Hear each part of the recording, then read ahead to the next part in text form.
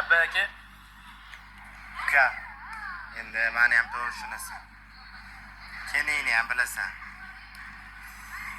Ajrashib ketitsam, o'rtada ikkita bolam bor. Yetim bo'lib qolmasin deyman. Shu yoshimda ajrashib kimga uylanaman?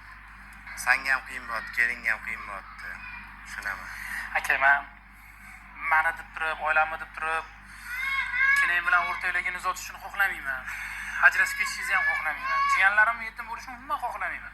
O'shaning uchun men sizlarni to'g'ri tushungan holatda xafagarchilik bir nimalar umuman ko'nglimdan o'tgani ham yo'q aka. Hijolat bo'lmang. O'shaning uchun bu vaziyatni to'g'ri hal qilishimiz kerak. Senga alohida uy olamiz. Men yordam beraman.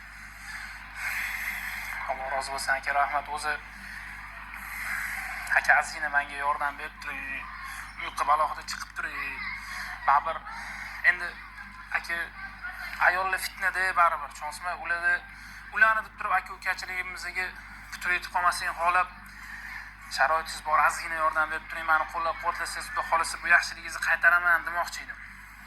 O'shanga xursand bo'ldim aka, rahmat.